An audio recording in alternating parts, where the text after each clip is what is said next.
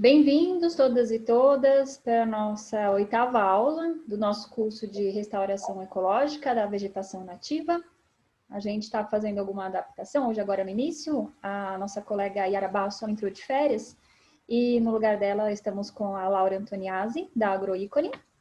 Então, estamos aqui adaptando a nossa metodologia para o início da aula. Bom, hoje o dia vai ser bastante interessante, porque passamos aí por várias questões relacionadas à restauração, mas sabemos que às vezes acontecem algumas questões que fogem do nosso controle, né? Algumas evidências aí demonstrando que a restauração não está indo bem e é o momento de intervir, né? Então esse é o nosso chamado manejo adaptativo, que ele está sempre aí caminhando junto com o monitoramento. É o monitoramento que vai dizer para a gente se aquele processo de restauração está caminhando bem ou não. Por isso que ele é tão importante. E para falar sobre esse tema, teremos novamente o Daniel Vieira, da Embrapa Recursos Genéticos e Biotecnologia, e o Max Miller Ferreira, da Iniciativa Caminhos da Semente e Agroícone. Então, hoje é uma aula muito interessante, assim como as outras, né? Mas porque ela traz para a gente essa percepção de como detectar o que está indo errado e como a gente pode intervir para realmente conseguir dar um encaminhamento aí melhor para o nosso processo de restauração. Então, sejam bem-vindos. Gostaria de passar a palavra, então, para o Daniel e para o Max.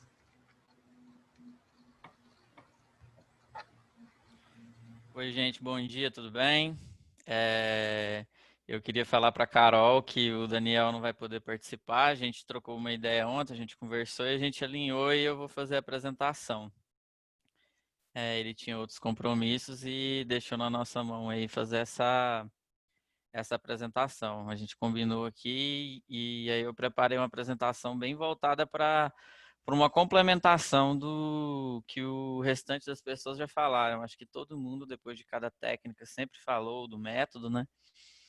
Falou de monitoramento e também a gente vai ter uma outra aula de monitoramento para atender a legislação. Então, aqui a ideia não é esse monitoramento da legislação, a ideia vai ser um monitoramento para ajudar a tomar a decisão de manejo, tudo certo? Eu sou mestre em Ecologia pela Universidade de Brasília, atualmente trabalho na iniciativa Caminhos da Semente, ajudando a criar protocolos de monitoramento, plataformas virtuais de capacitação técnica e de treinamento. Espero que vocês gostem da nossa proposta aqui, tá bom? Posso compartilhar aqui já a apresentação? Por favor, Max, fica à vontade.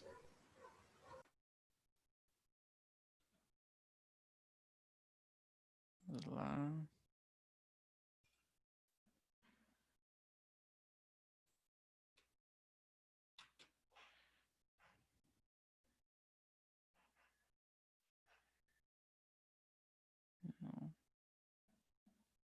Aqui.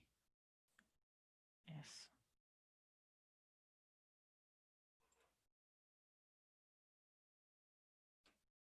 Tá aparecendo a tela inteira aí?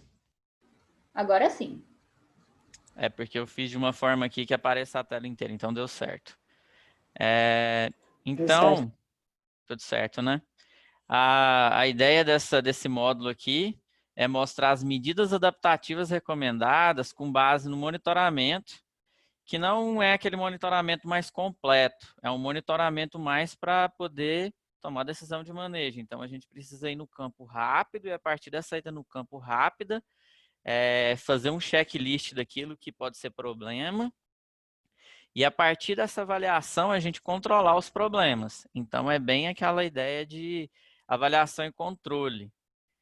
A gente precisa ter o máximo de informação possível, mas com pouco tempo, porque é difícil ter recurso disponível e mão de obra disponível na quantidade que a gente precisaria para ter um monitoramento muito completo, um inventário, né? Então, a ideia é observar aquilo que vai nos ajudar a tomar decisão. Então, passar rapidinho pelos objetivos da conversa. entender a importância de monitorar após qualquer intervenção de restauração, não importa se seja plantio de mudas, condução da regeneração natural ou semeadura, checando parâmetros e tomando decisão com base em parâmetros. Apresentar a importância de monitorar os resultados ao invés da implantação. Mostrar alguns indicadores de manejo, presença de animais, corte por formigas, retorno de plantas indesejadas, deriva de herbicida, atrofiamento de plantas por déficit nutricional e manchas com falha de plantio ou germinação. E algumas estratégias de controle, como melhoria de cercas, produção de aceros, controle de formigas, fertilização, replantio, ressemeadura, em alguns casos, adensamento e enriquecimento. Apresentar alguns protocolos de monitoramento rápido, em especial que a gente está desenvolvendo para a semeadura direta, e que aí vocês vão poder ter ideia e adaptar para outros métodos de restauração. E algumas tecnologias e processos que têm um grande potencial de nos auxiliar, como imagens de satélites, filmagens com drone, e percursos filmados em campo, feitos por pessoas não necessariamente com capacitação técnica, mas que consiga simplesmente ir com o celular e filmar e enviar para um técnico que esteja no escritório, que possa assim tomar decisão com base nessa filmagem. Então, algumas características aí que a gente pode usar, algumas ferramentas. Então, vamos lá. A restauração, ela se dá pelo avanço do processo e não pela implantação. Por que eu falo isso? Às vezes a gente escuta, iniciativa tal, plantou 1 milhão de mudas de floresta tropical, ou foi semeado 200 hectares de floresta semidecídua, ou que 500 hectares estão tendo o manejo da regeneração natural conduzidos. Isso em si não é restauração, isso é implantação. Restaurar significa que qualquer uma dessas estratégias implantadas avancem, porque elas podem estagnar, elas podem ser queimadas, né, se não tiver um acero. Pode ter uma cerca que rompeu, os animais entrarem, consumirem essas plantas. Então, qualquer estratégia de restauração, ela é passível de problemas. E, de fato, restaurar é controlar esses problemas e a vegetação avançar, se tornar autossustentável. Uma vegetação encapoeirada dá espaço para uma vegetação mais madura. E assim a gente ter uma área de fato restaurada. E muitas vezes isso se dá porque a gente tenta controlar alguns fatores, né? Quando a gente faz restauração. Geralmente, o que a gente observa, o que a gente foi treinado a observar? Mato competição, são essas caixinhas vermelhas à esquerda. Fatores que podem trazer estresse ou mudar o microclima para a planta. Fertilidade e pH do solo. E disponibilidade de associações biológicas que as plantas precisam para crescer. E herbivoria, pode ser tanto por grandes animais quanto pequenos animais. A restauração e a recomposição da vegetação nativa sempre foi voltada para poder controlar esses fatores e favorecer com que a planta e o indivíduo se estabeleça. Muito porque, por muito tempo, restauração foi sinônimo de plantar uma muda ou fazer plantios de muda. Então, esse viés é um viés sempre voltado para a sobrevivência do indivíduo. Mas eu queria deixar claro aqui que para a gente restaurar de fato, a gente precisa olhar para a comunidade. Um plantio de mudas vai garantir restauração se ao longo do tempo as copas se fecharem e a regeneração natural começar a chegar ali. E para isso, por exemplo, só para dar um rumo, a gente pode ter mata competição no meio, na entrelinha. E na roçada dessa mata competição, a gente pode estar matando uma regeneração natural que está bem pequenininha ali. Controlando um fator, a gente pode estar atrapalhando o outro que vai ajudar o processo de restauração avançar. Então, eu coloco aqui para a gente ter uma visão mais para a comunidade e menos para esses indivíduos. No caso do plantio de mudas, que é aqui nosso primeiro exemplo, que é o mais conhecido, o foco no indivíduo ainda é importante, porque pelo menos nos 2 primeiros anos a gente precisa garantir que esses indivíduos foram plantados essa imunidade. Qual que é o checklist que a gente geralmente faz no plantio de mudas? Depois de estabelecido, a gente tem que voltar com a ficha de campo simples na área e observar algumas coisas. No máximo 3 meses depois que a área foi implantada. Então, o que, que a gente tem que observar? Se as cercas e os aceros estão funcionando, se eles não já se perderam, porque as cercas podem bambear, animais podem entrar na área, e isso vai ser notado tanto direto pelo animal dentro da área, ou por sinais da sua presença. Muitas vezes o animal entra e sai. No caso do plantio de mudas, o ataque de formiga é muito forte. São poucas plantas e elas são um grande recurso alimentar, então elas vêm. Então, ataque de formiga é algo que a gente sempre tem que observar nas mudas. Se a cobertura na base da planta está abafando muito, se está tendo muito crescimento na entrelinha, áreas mais férteis, a entrelinha de capim cresce muito rápido, se há mortalidade e indícios de deficiência nutricional. Para cada uma dessas observações, que são algumas aqui, a gente tem uma tomada de decisão, que é o que a maior parte das pessoas que faz restauração conhece. Reformar a cerca, tirar os animais, usar a isca. Hoje em dia tem muitas iscas biológicas que controlam as formigas. Se a base está com muito capim, tem que coroar. É recomendado adubação de cobertura no primeiro, no segundo, no terceiro ano, para as mudas continuarem desenvolvendo. Se há mortalidade, a gente faz replantio e assim sucessivamente. Então, existe todo um protocolo de checklist, com base nele a gente toma a decisão. Mas, para os outros métodos de restauração, às vezes a gente fica com dúvida de como fazer. Porque ou a gente conhece pouco, ou de fato eles são mais complexos. E essa complexidade, ela não é uma coisa ruim. Porque às vezes as outras formas de restauração mais complexas, mas também são mais baratas. A gente só tem que se adaptar a essa nova realidade.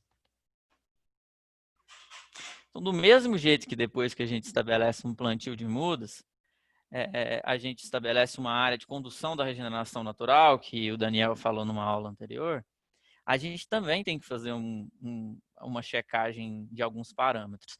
Mesma coisa, uma ficha simples, importante voltar no campo ali por volta de uns 3 meses também, no máximo, depois que foi implantado, para olhar algumas características.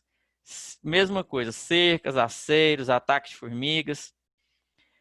Se a cobertura do capim e outras plantas indesejadas estão abafando muito as árvores regenerantes, os arbustos. Se está tendo mortalidade.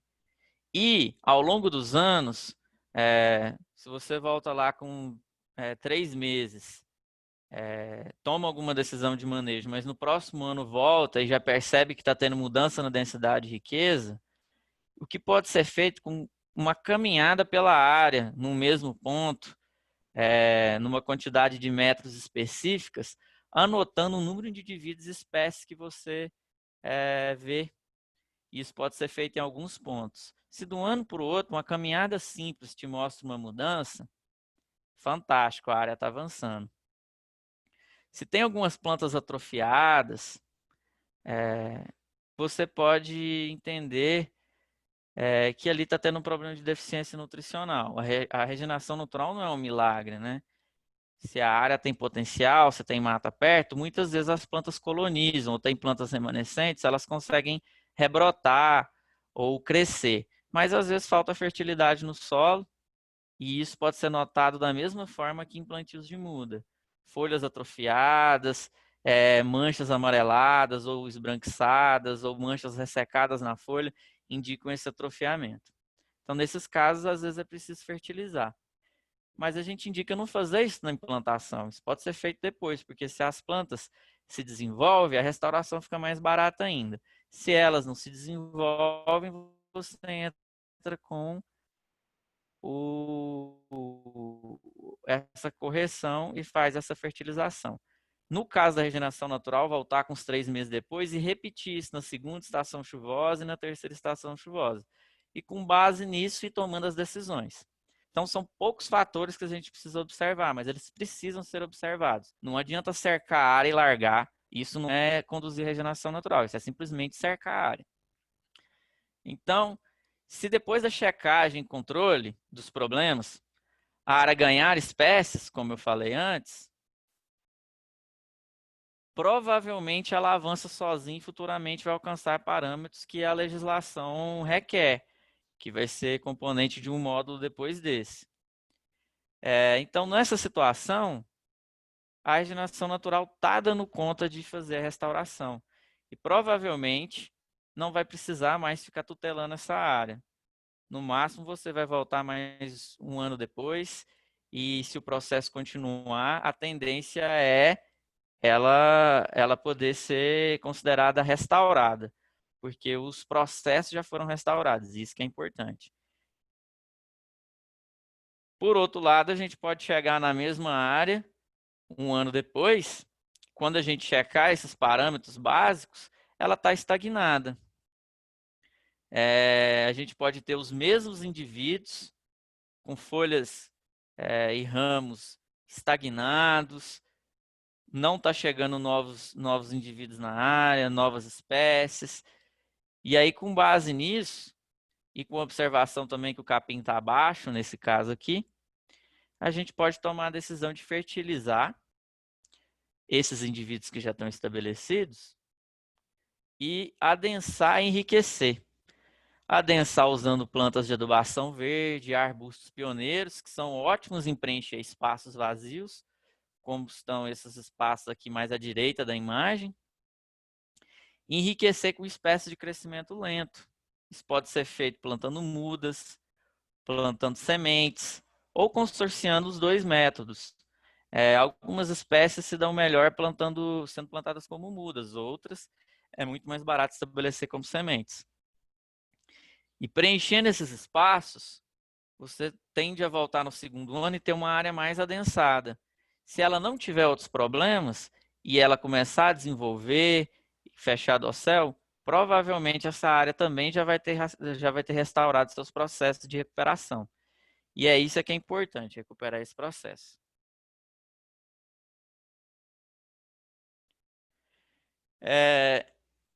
O que eu gostaria de deixar claro aqui? O que é importante a gente entender com essa questão do monitoramento? O custo total, ele tende a ser menor quando a gente passa a ter essa abordagem mais da comunidade. Porém, necessita de um orçamento mais flexível que leve em conta essa avaliação e controle. Porque não tem um pacote pronto. Uma área de regeneração natural, depois de cercada, ela pode avançar e se desenvolver e recuperar dossel, no caso de floresta, ou o solo ficar todo coberto, no caso de cerrados e campos, por vegetação nativa. E você não precisar fazer mais nada. Mas vai ter áreas que não, que a gente vai precisar intervir.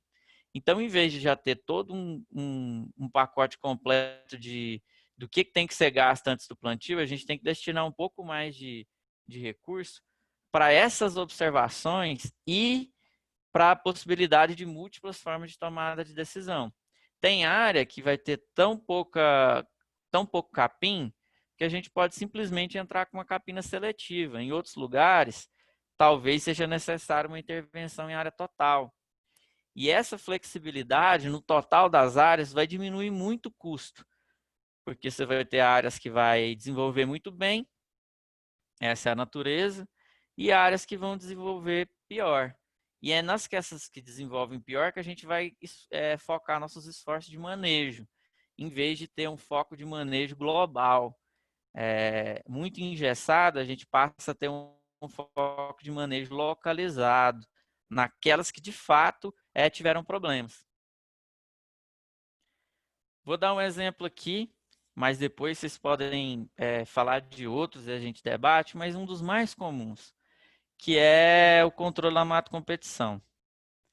Ele é um problema na restauração por plantio de mudas, na semeadura direta, na regeneração natural. O capim foi estabelecido para formar pasto ou chegou na área depois que abandonou a agricultura e ele vem muito forte. E ele, de fato, é um grande empecilho para restauração.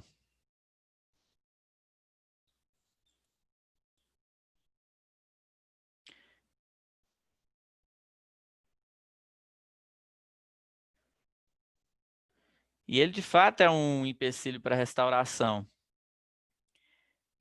Muitas vezes, se a gente usar o manejo correto da mata competição bem no começo, voltando e observando se de fato ela está voltando, a gente consegue fazer essa área avançar. Então, aqui eu vou mostrar algumas imagens. Aqui a gente tem a possibilidade de roçar, né, principalmente plantios em linha, aplicar herbicida localizado, de ação total, ou herbicida seletivo, que mata só gramíneas, ou capina seletiva. Tem várias estratégias que podem ser usadas para controlar o capim. O gado também é uma delas e eu vou mostrar aqui alguns exemplos.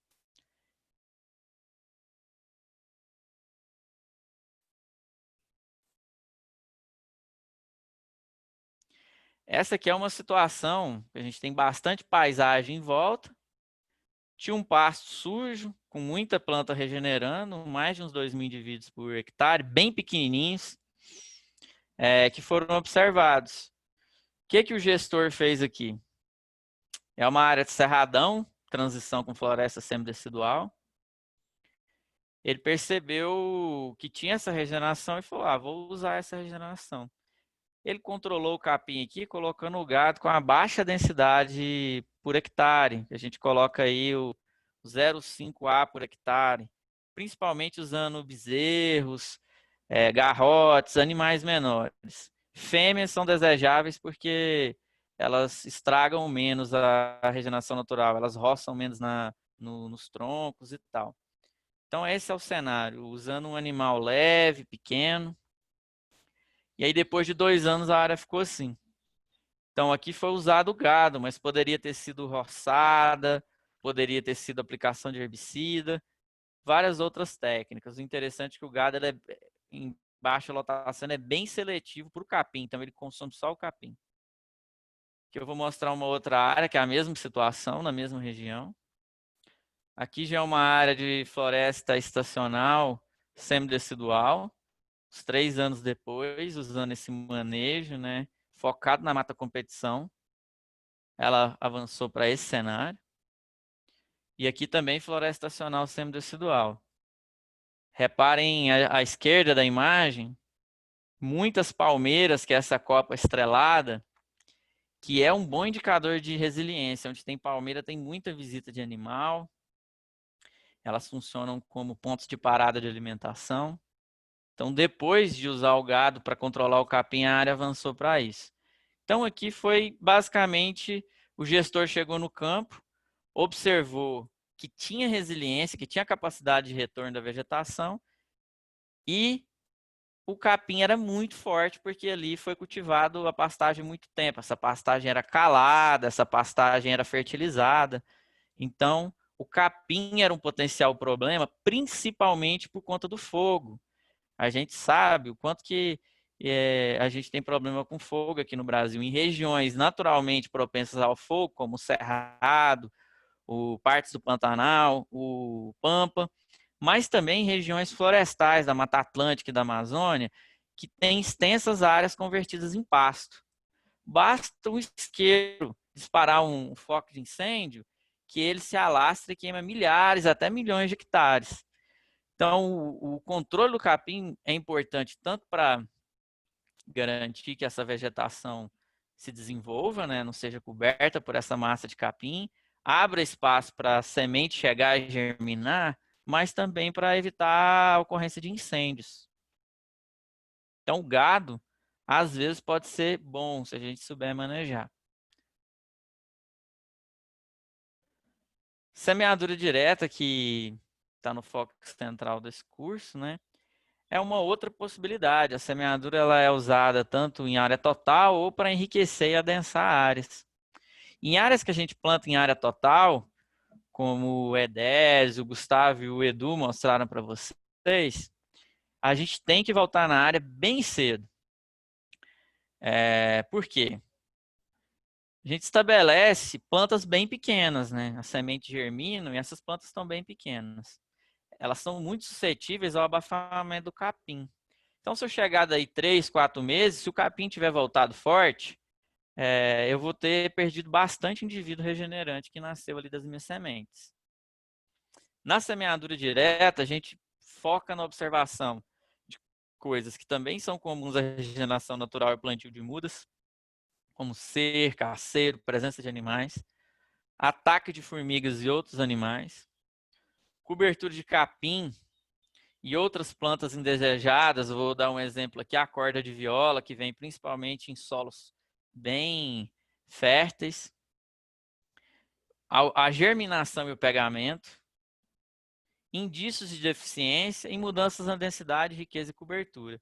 Vê que o foco aqui também é na comunidade. A gente não está olhando para as plantinhas apenas que a gente semeou e germinou. A gente está olhando para a comunidade. Então, se tem uma cobertura de capim muito grande, muitas vezes a gente perdeu muitos indivíduos que nem conseguiram germinar porque esse capim abafou.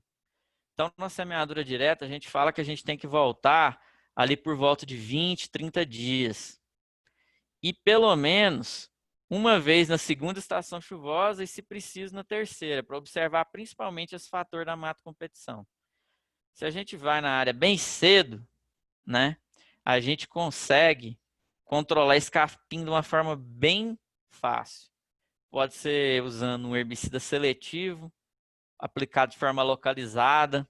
A gente gasta uma dose muito baixa por hectare, se a gente pega ele na fase bem jovem, ou um herbicida de amplo espectro. Em locais que não pode usar herbicida, a gente pode fazer uma capina seletiva, no caso dos plantios em área total, bem focadas nas toceiras bem pequenas das gramíneas. No caso de plantio em linha e cova, muito usado em área inclinada, a gente pode estar roçando a entrelinha e fazendo o controle da mata competição bem próximo às mudas, às plantas recém-germinadas, usando também o herbicida seletivo ou o herbicida de ação total aplicado apenas na toceira, né? De forma localizada. O importante é não deixar que essa planta nova, ainda jovem, seja abafada. E controle de formigas, no caso da semeadura, a gente planta algumas espécies de adubação verde, como o feijão de porco, o feijão guandu, que são preferidos pelas formigas. Então, acaba que elas focam nessas espécies que têm muito nitrogênio e não vão para as nativas. Também tem outras que controlam de fato a formiga, como o gergelim e a tefrose, que quando a formiga leva para a casinha dela, ela acaba tendo aquela ninho controlado, porque elas têm ação tóxica para as formigas. A gente trabalha com essa visão mais integrada da comunidade para evitar também o uso de defensivos, né? A gente tem que usar, sim, o defensivo, quando for possível, mas com muita responsabilidade. A germinação é muito importante a gente observar, fazendo caminhadas ou usando parcelas. Eu vou mostrar aqui uma ficha voltada para a semeadura direta que a gente desenvolveu, principalmente para essa primeira visita. Esses primeiros tópicos aqui são muito importantes de serem observados. Então, a gente indica escavar alguns pontos para ver se as sementes estão muito ou pouco enterradas, se tem animais removendo essas formigas, se a chuva arrastou se tem animais removendo essas sementes, se a chuva arrastou as sementes, se as sementes começaram a germinar e abortaram, e se sim, se teve dias sem chuva, que é muito comum, né, em algumas regiões, veranicos. Se a germinação está bem distribuída, ou se tem manchas com muita germinação ou pouca germinação. Isso dá uma ideia da homogeneidade da ação restauradora que a gente fez. Se a gente plantou uma área e ficaram manchas muito bem estabelecidas e manchas falhadas, a gente tende a focar nossos esforços de manejo naquelas manchas falhadas. É ali que o capim vai ser mais problemático. é ali que talvez a gente precise ressemear. A adubação verde, no caso dos plantios de floresta, ela que constrói a capoeira baixa, é ela que cria a primeira cobertura do solo, que vai dar condição para as pioneiras florestais estruturarem depois a capoeira alta. Então, o estabelecimento da adubação verde é muito importante, por isso que a gente tem que fazer essa anotação. Se existem também outras plantas arbustivas, ruderais, daninhas, inso agrícola, que estão nascendo por ali. Muitas espécies, no caso da restauração, com semeadura, que às vezes são manejadas em outros tipos de restauração, aqui a gente não se importa tanto. Vassourinha, aquelas ípsis, aquelas plantas, aquelas malvas, aqueles arbustos espontâneos, muitas vezes até ajudam. O perigoso mesmo é o capim. Se está tendo regeneração natural de outras espécies arbóreas, se as plantas foram cortadas e comidas, e se sim, por quem, e se essas plantas estão sendo pisadas por animais. Então, são uma série de informações que, a partir de um percurso aí de longitudinal, de uns 100, 200 metros ao longo do plantio, se ele for pequeno, em alguns pontos, em um plantio maior, a gente consegue ter uma avaliação geral da área. Aqui também tem outras informações, como se o capim está voltando, se sim, como, porque é importante saber se ele está brotando, se ele está rebrotando, se ele está germinando. É mais fácil controlar um capim que esteja germinando. Que tamanho que ele está, porque se ele já tiver aí com mais de 5, 6 folhas, com mais de 20 centímetros, um herbicida seletivo, por exemplo, já não faz efeito. A gente vai ter que usar um de ação total.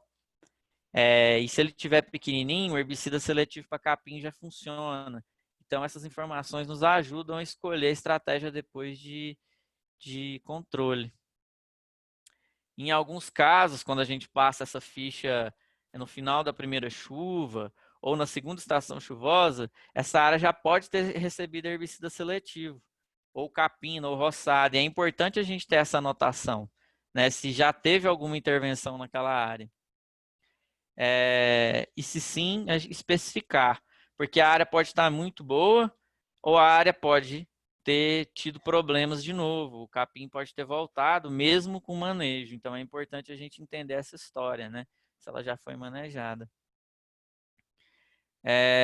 E no ponto 14 e no ponto 15 são informações extras que nos ajudam a ter uma ideia da área, como, por exemplo, contenção de erosão, construção de cercas, outras questões que foram necessárias nessa área.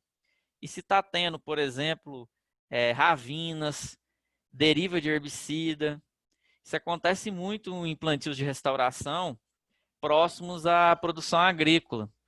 O avião vem pulverizar herbicida no cultivo e pulveriza sobre o plantio, ou o vento desloca a coluna de ar e esse herbicida deriva para a área que a gente está tentando restaurar. Então, mais uma vez, o herbicida bem usado ele pode nos ajudar, mas o mau uso dele dentro da área ou na área adjacente pode atrapalhar muito, porque muitas vezes o que é usado na lavoura não é a mesma coisa que é usado na restauração. E ele acaba queimando o que a gente está restaurando, né, e danificando esse plantio. Então, essas são algumas observações gerais que a gente faz na semeadura. Uma outra coisa também que é importante, a gente tem a ideia do percentual de planta que volta, né, que germina ali. E isso a gente faz através de 20, 30 parcelas de 1 metro quadrado. A gente aleatoriza elas pela área para ter uma estimativa de quantos indivíduos germinaram. Isso é muito importante, principalmente na primeira, na segunda vez que você está fazendo a semeadura. Porque você ainda não tem aquela afinidade com o método e está ainda conhecendo como é que ele funciona. É importante fazer isso de forma mais sistemática para entender mais ou menos quantos indivíduos tem por metro quadrado, quantas espécies vieram.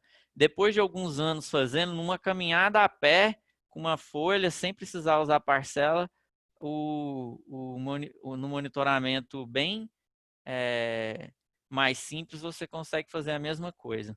Mas no início é importante sistematizar, jogar a parcela para ter uma ideia da estimativa por metro quadrado. E isso é importante para a gente entender se a área vai evoluir ou não. Então vamos lá. Todas aquelas observações iniciais que se as sementes estavam enterradas, se elas estavam sendo predadas, se elas estavam germinando e abortando, elas servem para a gente, em outros plantios, nesse aqui já ele não vai adiantar muito, mas em outros plantios a gente melhora o preparo do solo, constrói curvas de nível para garantir que a enxurrada não arraste as sementes. Ele tem muita função de melhorar as intervenções futuras.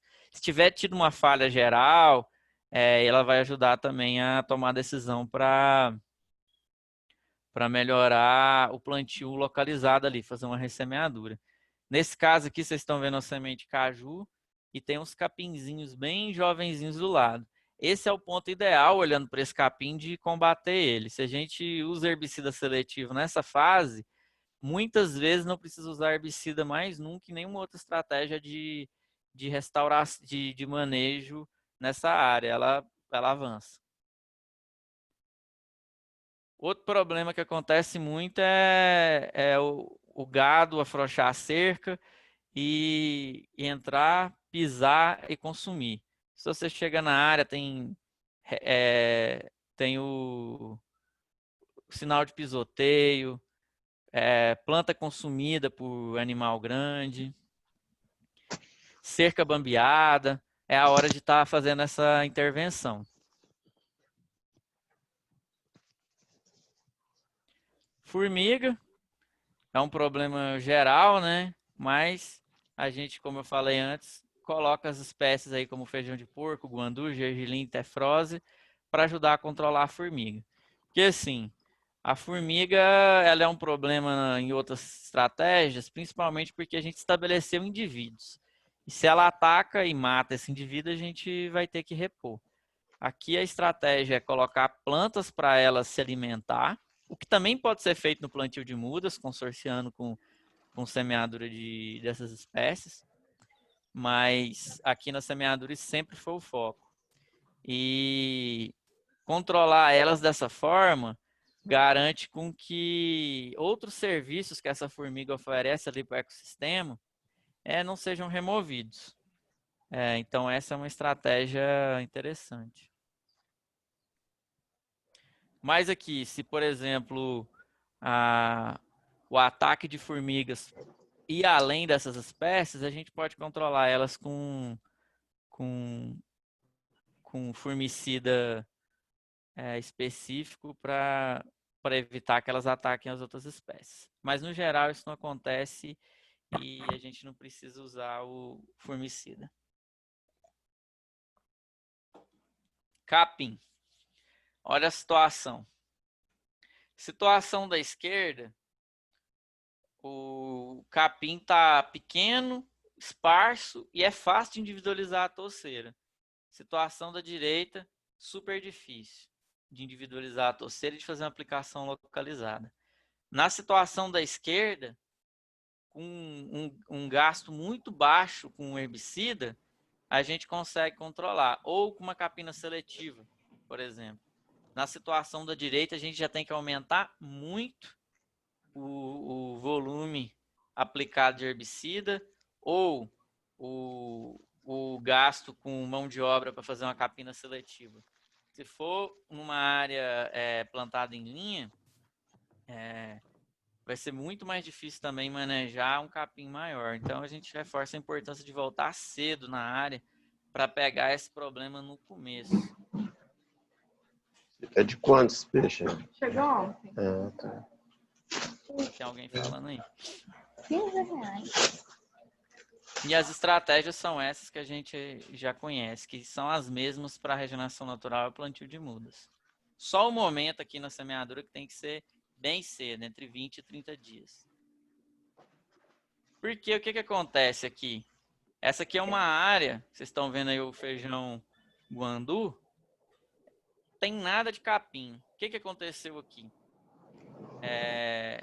20 dias depois, mais ou menos entre 20 e 30 dias, o gestor aqui dessa área de restauração, ele voltou, o capim estava bem pequeno, ele fez a aplicação localizada do herbicida de amplo espectro e o capim inteiro foi controlado, usando muito pouco, cerca de 1/5, 1/6 da dose que geralmente é usada em área total num plantio de mudas.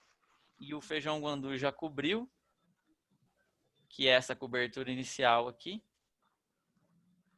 E depois a área avança para um cenário mais ou menos assim. É encapoeirado. O que é? Eu sempre estou colocando aqui o foco na comunidade. A gente usa o herbicida ou qualquer outro controle, mas a gente tem as espécies para poder cobrir o capim rápido e evitar manejos futuros. Isso aqui é uma área depois de 3 anos fazendo essa estratégia. Preparando bem o solo, semeando e usando uma aplicação de herbicida no momento certo, em pouca quantidade, mas para poder eliminar o capim. Ali tem algumas toceiras ainda, mas elas já não estão contínuas. Aqui elas já não geram mais o problema do fogo, por exemplo. Algumas torceirinhas isoladas no meio do plantio pode até deixar. O problema é aquela massa contínua. Por outro lado, aquela massa contínua também abafa as espécies. Então essa é a questão. Usar técnicas de manejo, mas também ter o aparato biológico aí das espécies que vão nos ajudar. Lembra daquelas parcelinhas que eu falei, de 20 a 30 parcelinhas? A partir delas, a gente consegue ter uma estimativa mais ou menos da densidade, da riqueza que estabeleceu ali. E se tem espécies-chave, por exemplo, ali. Por exemplo, uma espécie pioneira como a lobeira da mata, ou fumo bravo, que tem na Mata Atlântica. Se tiver uns 1.000, 2.000 indivíduos dessas espécies pioneiras estratégicas que formam copa rápido, essa área muito provavelmente vai encapoeirar. E se tiver mais aí uns 3.000 de crescimento lento, eles vão substituir essas pioneiras depois. Então, a gente fala aí que, a partir da estimativa, se a gente tiver uns 5.000 indivíduos bem distribuídos em pioneiras e tardias, no caso de floresta, a gente muito provavelmente vai ter uma área que vai avançar. E se tiver indivíduos morrendo, mas que não baixarem muito além desse limiar dos 5.000 indivíduos por hectare, regenerando, essa área avança, a gente precisa ficar replantando. Na semeadura a gente já coloca espécies a mais, indivíduos a mais, sabendo que eles vão morrer. A ideia não é ficar fazendo ressemeadura para poder ter uma taxa específica de indivíduos. No geral, o que acontece é que a gente estabelece entre 10.000 e 30.000 indivíduos. Essa é a média, assim, essa é a oscilação da média. O limiar inferior aí, nas áreas que ficam mais fracas, estou botando aí 5.000 indivíduos por hectare, mas isso é muita planta, né? Isso é muita planta. E se tiver uma quantidade dessas, a gente não indica ressemeadura, não. Mas você pode chegar numa área, lembra na ficha que tinha se a semeadura estava bem distribuída ou não? Aqui, tanto o adubo verde está falhado, quanto a semeadura de nativas está falhada, inclusive o capim falhou. Aqui é um problema de um solo mais encharcado e as espécies não se adaptaram muito bem. Mas no diagnóstico, essa área não foi segregada, né? O diagnóstico foi entregue antes da semeadura e essa área não foi segregada. Então, para uma mancha dessa, a gente já sabendo que ela falhou, a gente pode ressemear, abrindo covas, plantando espécies de cobertura e tardias, específicas para uma área que suporta encharcamento. E é no monitoramento, né, nessas observações, que a gente consegue ter essa possibilidade. Adianta plantar na mesma estação chuvosa? Se você avaliar rápido, dá até para plantar, mas a gente indica para deixar para a próxima. No máximo, vir aqui fazer um controle localizado da mata competição, que aqui está bem falha. E na próxima estação chuvosa, você faz a intervenção. Por quê? Os pontos da área pode ter ficado bons, né? E eles já podem estimular a regeneração natural a chegar.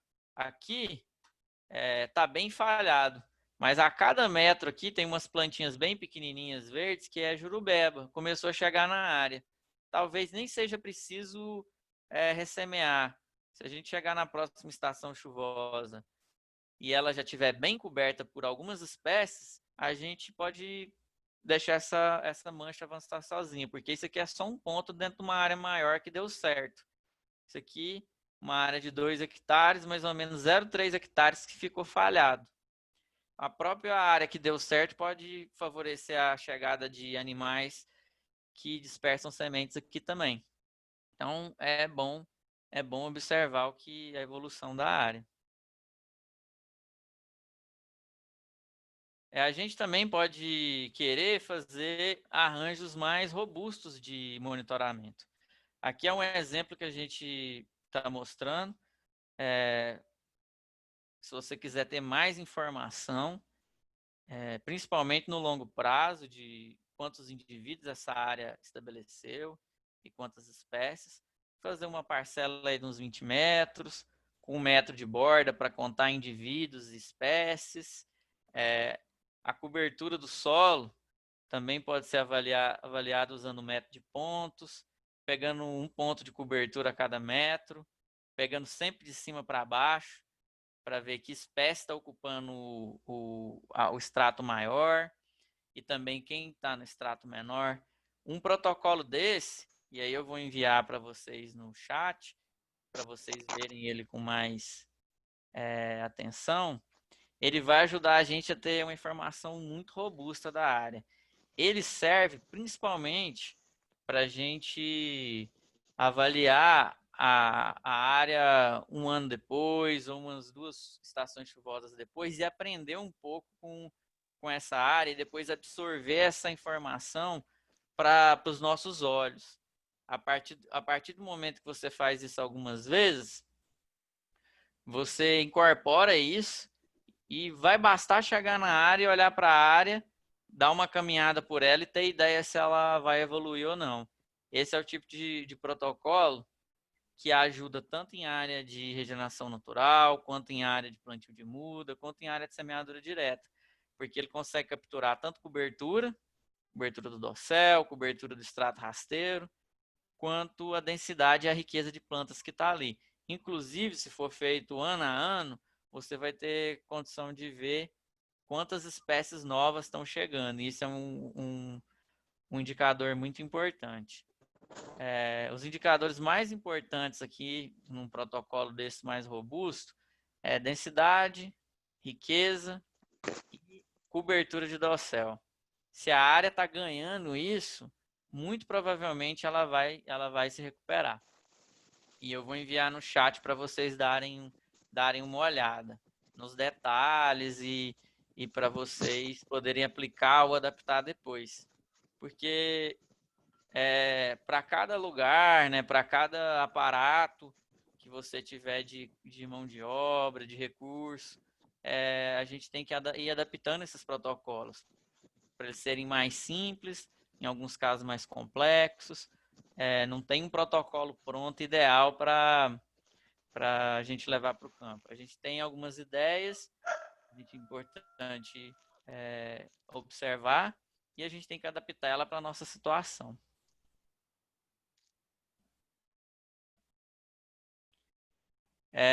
Aqui, mostrar para vocês o uso de drones ou de imagens satélite para facilitar nosso serviço. São 2 áreas. A área da esquerda, bem próximo aí essa lagoa, ela está bem coberta por adubação verde, é uma área de plantio de mudas. Tem algumas árvores maiores, que são árvores remanescentes de 2 plantios de muda que foram tentados aqui, mas que não avançaram. Mas agora ela está sendo restaurada com semeadura. Tem mais ou menos aqui a cobertura está quase 100% de adubação verde de espécie nativa e a área está bem coberta, tem pouco capim. por essa visão superior, a gente já tem uma ideia que ela está bem coberta pela adubação verde, que é um bom indicador. A área da direita, por outro lado, ela tem mais à direita dela manchas bem cobertas por adubação verde, mas uma margem bem rala. Com essa avaliação com drone, isso é o sobrevoo de uma mesma APP, elas são emendadas, mais ou menos 7 hectares de APP. Eu sei que eu preciso focar mais nessa área da direita. E não vou me importar tanto com a área da esquerda. Eu vou voltar nela, vou dar uma observada mais superficial. Mas nessa da direita, já dá para imaginar que vai ser preciso replantar nessa área que está marcada em branco, porque está bem falhada. Na que está mais adensada, a gente observa também, mas observa com um rigor menor ou com uma densidade de trabalho de campo menor. Então, usando o drone mais satélite, a gente pode maximizar o que a gente faz em campo depois. A gente pode tomar a decisão, vou na área da direita, vou gastar um dia nela, na área da esquerda eu só vou dar uma passada por lá. Então, essas ferramentas, elas não vão salvar e vão resolver todos os problemas, mas elas podem auxiliar a gente a ganhar tempo e economizar recurso financeiro. E em campo tem outras estratégias também que a gente tem adotado que está sendo interessante. Que às vezes em campo a gente não tem um técnico tão especializado no entendimento da técnica ou no entendimento dos resultados dessa área. Mas ele pode ir lá fazer alguns vídeos, tirar foto bem sistemática, para depois, em escritório, outro técnico avaliar. Então, fotos e vídeos em campo, é claro que de forma sistemática, mostrando sempre a paisagem, mas também dando um foco para o chão, onde a gente consegue ver as espécies, eles ajudam também a gente a tomar boas decisões. E isso também pode ajudar a economizar recursos e maximizar o trabalho de manejo em campo. Aqui é uma área que já foi manejada com capina seletiva. A área da esquerda é uma visão geral e a da direita é um ponto falhado dentro dela, a mesma área. Mas que a gente já deu para perceber aqui que ela está bem coberta por adubação verde, principalmente tendo essa visão geral, e que as espécies de árvore germinaram. Nessa parcelinha aqui tem pelo menos 3 espécies bem pequenininhas, mas que germinaram bem. E o capim foi bem controlado. A partir de fotografias de 20, 30 fotos em campo que o representante do manejo enviou, a gente conseguiu tomar boas decisões aqui. A Yara falou comigo ontem, falou que vocês estavam esperando para poder ver o mapa. Então, eu trouxe aqui hoje a possibilidade da gente dar uma olhada no mapa e depois eu abro aqui para a gente fazer um bate-papo, vocês colocarem situações de campo e, na medida do possível, a gente ir contribuindo com experiências. Então, vou clicar aqui e a gente vai observar o mapa.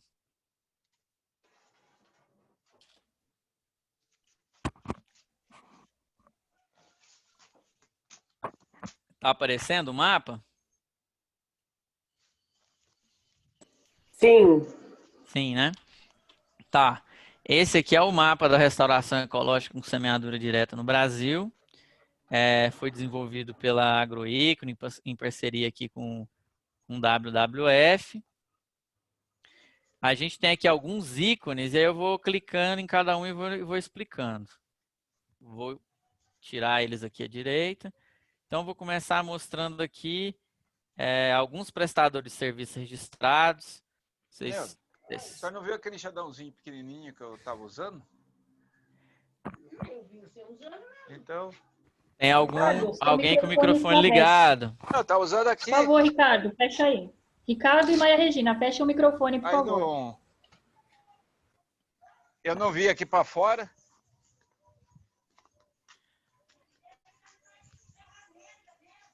Não tá. Ricardo, tá com o microfone ligado. Deixa eu ver se eu... Então, aqui prestadores de serviço. Aqui tem alguns registrados e tem possibilidade de registrar outros.